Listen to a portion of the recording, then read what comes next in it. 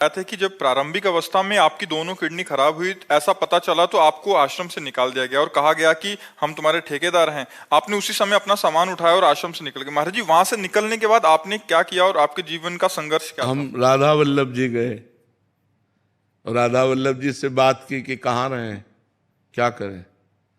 2 घंटा बैठे रहे, क्योंकि हमें विश्वास है कि हमारा बचपन से भगवान के मार्ग में रहना, तो हमने कदम कदम पे भगवान की लीला देखी है, उनकी कृपा देखी है, तो हमें विश्वास है कुछ न कुछ होगा।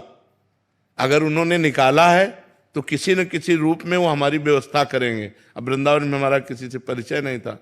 2 घंटा बैठे रहे, आरती हो गई ठाकुर जी की, कोई न संकेत मिला न कोई बात की, तो झोला टांगा बाहर निकले कि फुटपाथ में पड़े रहेंगे।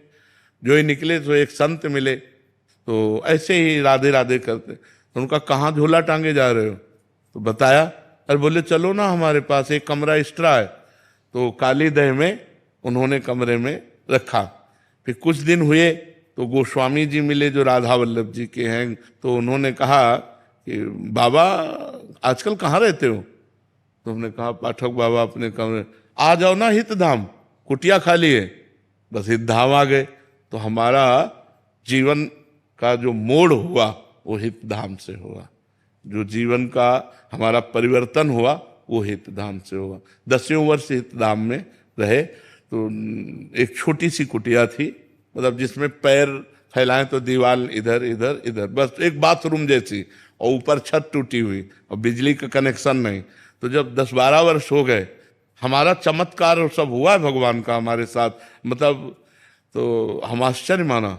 तो स्वामिनी कुंज जो बनी थी जिसमें हम सत्संग करते थे, वो सब आपस में मिल करके सब बन गई। हमको पता भी नहीं चला कैसे क्या बन गई। और बस फिर राधा के कुंज बनी, तो धीरे धीरे देख ही रहे सब। यहाँ तक ऐसे जीवन यात्रा हुई। हितधाम तक भिक्षा मांग के खाते थे। तो वास की व्यवस्था हितधाम में जब हुई, वो वहां से जीवन पलटा हमारा। वहां से जीवन पलटते पलटते अब देखो ये जीवन आ गया कि भगवान समाज की सेवा दे दी। वैसे बैठकर बात करने का, और लाखों लोग प्यार करते हैं। तो भगवान की कृपा से जिसको कोई पानी देने वाला नहीं था, आज हजारों लोग प्यार करने वाले हैं। ये भगवान का सब दिन होत ना एक समान। एक समय वो था और एक समय ये है। प्रभु, एक छोटा सा प्रश्न है कि जैसे मैं गृहस्थ हूँ, संसार के सारे काम करता हूँ, भजन भी कभी होता है कभी उतना नहीं होता, तो हमेशा ये थोड़ा सा डर लगा रहता है कि कहीं माया एकदम से गिरा ना दे। हाँ, अगर आप समय को समर्पित करते रहें, जैसे 8 से 9 बजे तक आपने जो भी किया उस कर्म को, और 8 से 9 बजे तक के समय को भगवान को समर्पित करते रहें, तो भगवद समर्पण कर्म से आपकी बुद्धि पवित्र होकर भगवान में लग जाएगी। जो गृहस्थ आदमी है उसका ज्यादा भजन नहीं बनता, जो हर समय माला लिए, हर समय वो कर्म परायण होता है। तो उसको चाहिए अपने कर्म भगवान को समर्पित कर दे।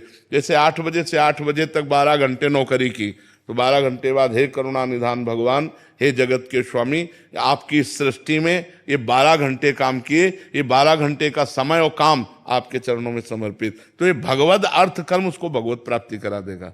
भगवान ने हर रास्ता इसीलिए बनाया है कि हर जीव का मंगल हो जाए। तो जो बहुत क्रियापरायण है वो अपने क्रिया योग, कर्म योग को भगवान को समर्पित कर दे, तो उनका काम बन जाए।